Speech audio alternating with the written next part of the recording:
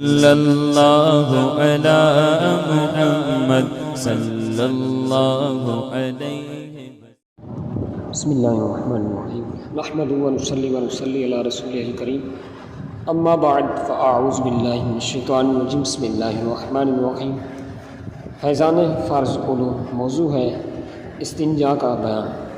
استنجا خانہ میں داخل ہونے سے پہلے کون سی دعا پڑھیں اور پہلے کون سا قدم اندر رکھیں؟ استنجا خانہ کے باہر یہ پڑھ لیں بسم اللہ اللہم انی اعوذ بک من الخبث والخبائث، پھر بایاں قدم پہلے داخل کریں۔ استنجا خانہ سے نکلتے وقت کون سا قدم پہلے باہر نکالے اور نکلنے کے بعد کون سی دعا پڑھیں؟ نکلتے وقت پہلے دایاں پاؤں باہر نکالے اور نکل کر غفرانک الحمدللہ الذی اذھب عنی ما یؤذینی وامسک علی ما ینفعنی۔ خیر اگر یہ دعا نہیں آتی تو فقط غفرانک پڑھ لیں، یہ بھی کفایت کرے گا۔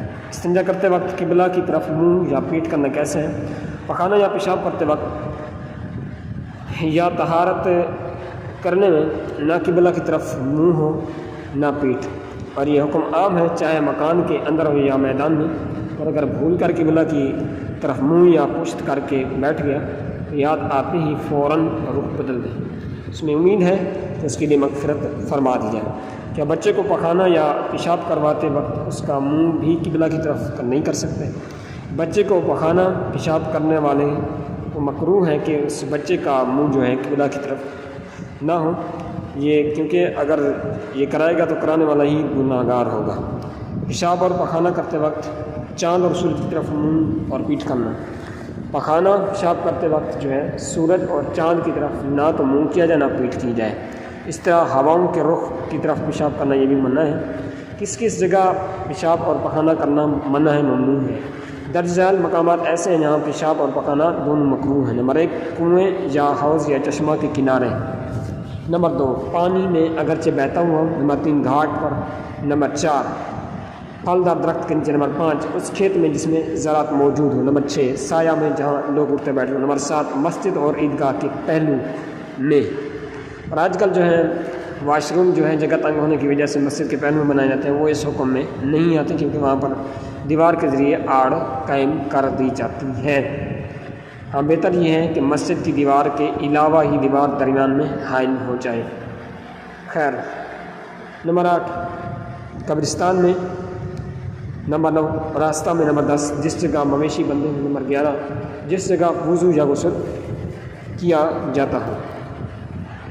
کھڑے ہو کر، لیٹ کر یا ننگے ہو کر پیشاب کرنا کیسے ہے؟ کھڑے ہو کر یا لیٹ کر یا ننگے ہو کر پیشاب کرنا مکروہ ہے۔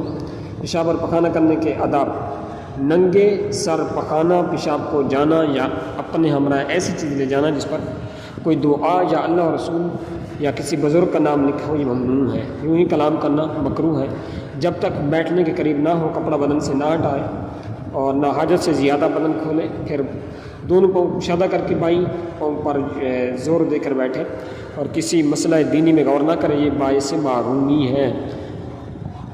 اور چھینک یا سلام کا یا اذان کا جواب زبان سے نہ دے، اور اگر چھینکے تو زبان الحمدللہ نہ کہے، دل میں کہیں، اور بغیر ضرورت اپنی شرمگاہ کی طرف نظر نہ کرے اور نہ اس نجاست کو دیکھے جو اس کے بدن سے نکلی ہے، اور زیادہ دیر بھی نہ بیٹھے، اس سے بواسیر کا اندیشہ ہے۔ اور پیشاب میں نہ تھوکے، نہ ناک صاف کرے، نہ بلا ضرورت کھنکھارے، نہ بار بار ادھر ادھر دیکھے، نہ بیکار بدن چھوئے، نہ آسمان کی طرف نگاہ کرے، بلکہ شرم کے ساتھ سر جھکائے، شرمندہ ہو کر بیٹھے۔ جب فارغ ہو جائے تو مرد بائیں ہاتھ سے اپنے آلہ کو جڑ کی طرف سے سر کی طرف سونتے کہ جو قطرے رکے ہوئے ہیں نکل جائیں، پھر ڈھیلوں سے صاف کر کے کھڑا ہو جائے، اور سیدھا کھڑا ہونے سے پہلے بدن چھپا لے۔ جب قطروں کا آنا موقوف ہو جائے، بند ہو جائے، تو کسی دوسری جگہ طہارت کے لیے بیٹھے اور پہلے 3 بار دونوں ہاتھ دھو لیں۔ پھر جو ہے دہنے ہاتھ سے پانی بہائے اور بائیں ہاتھ سے دھوئے، اور پانی کا لوٹا اونچا رکھے کہ چھینٹے نہ پڑیں، اور پہلے پیشاب کا مقام دھوئے پھر پخانا کا مقام۔ اور طہارت کے وقت پخانا کا مقام سانس کا زور نیچے کو دے کر ڈھیلا رکھیں اور خوب اچھی طرح صفائی اور نظافت کریں کہ دھونے کے بعد جو ہے ہاتھ میں بدبو باقی نہ رہ جائے۔ پھر کسی پاک کپڑے سے پوچھ لیں، اور اگر کپڑا پاس نہ ہو تو بار بار ہاتھ سے پوچھیں کہ برائے نام تری رہ جائے، اور اگر وسوسہ ہونے کا جو غلبہ ہو تو رومالی پر پانی چھڑک ڈالیں۔ آپ لوگوں کو یقیناً دل میں خیال آ رہا ہوگا کہ یہ باتیں ایسی ہیں جو کہ شرم دلاتی ہیں۔ دیکھیں، علم دین سیکھنے میں اللہ رب العزت اور اس کے نبی علیہ السلام اور دیگر صحابہ کرام رضوان یا علماء کرام اس بات سے یہ شرم محسوس نہیں فرماتے، کیونکہ جو حق ہے وہ حق ہے، خواہ وہ جتنی بھی صورتیں ہیں۔ تو شرعی مسائل اگر نہیں سیکھیں گے تو پھر اپنا ہی نقصان ہے، تو اس میں آر محسوس نہ کیا کریں۔ جو چیز سیکھنی ہے اس کو سیکھنے کے لیے ہمت بنا کریں۔ کیا ڈھیلوں سے استنجا کرنا ضروری ہے؟ آگے یا پیچھے سے جب نجاست نکلے تو ڈھیلوں سے استنجا کرنا سنت ہے، اور اگر صرف پانی ہی سے طہارت کر تو بھی جائز ہے، مگر مستحب یہ ہے کہ ڈھیلے لینے کے بعد ہی پانی سے طہارت کیجیے، یہ نظافت کے زیادہ قریب ہے اور سنت کے زیادہ قریب ہے۔ کیا صرف ڈھیلوں سے طہارت حاصل ہو جائے گی؟ صرف ڈھیلوں سے طہارت اس وقت ہوگی کہ نجاست سے مخرج کے آس پاس کی جگہ 1 درہم سے زیادہ آلودہ نہ ہو، اور اگر جو ہے درہم سے زیادہ سن جائے تو دھونا فرض ہوگا، مگر ڈھیلے لینا اب بھی سنت ہر صورت میں رہے گا۔ ڈھیلوں سے طہارت حاصل کرنے میں کتنی تعداد مقرر ہے؟